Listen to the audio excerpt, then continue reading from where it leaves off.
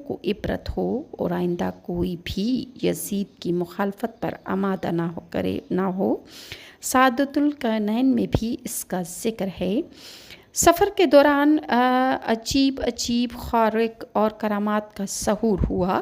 چنانچہ حضرت زید بن ارقم سے روایت ہے کہ جب ابن زیاد نے حکم دیا کہ حضرت امام حسین کے سر انور کو نیزہ پر چڑھا کر کوفہ کی گلیوں میں پھرایا جائے تو اس وقت میں اپنے مکان کی کھڑکی میں کھڑا قرآن حکیم کی سورہ الکہف کی تلاوت کر رہا تھا۔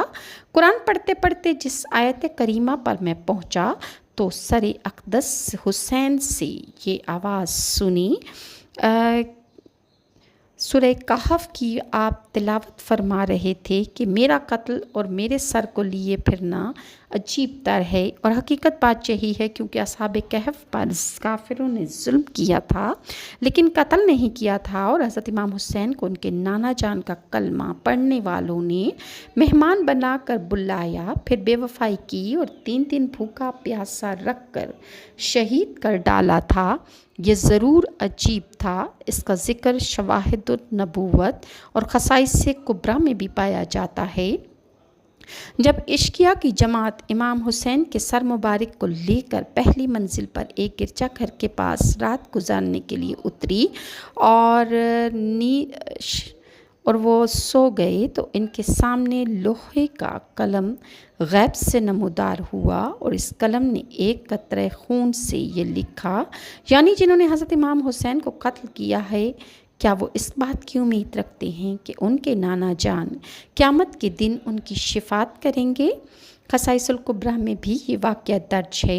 یزیدیوں نے جب دیکھا تو ان کو بہت تعجب ہوا۔ گرجا گھر کے راہب سے پوچھا کہ یہ شعر کس نے لکھا ہے اور کب لکھا ہے؟ راہب نے کہا، کس نے لکھا ہے یہ تو مجھے معلوم نہیں، البتہ میں اتنا جانتا ہوں کہ تمہارے نبی کے زمانے سے 500 برس پہلے کا لکھا ہوا ہے۔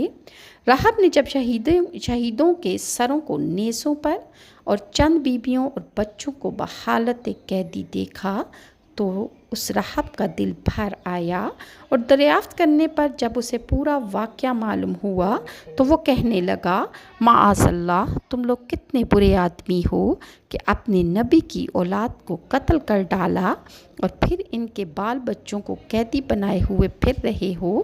پھر اس راہب نے ان یزیدیوں سے کہا کہ اگر رات بھر کے لیے اپنی نبی کے نواسے کا سر میرے پاس رہنے دو تو میں تم کو 10,000 درم دوں گا۔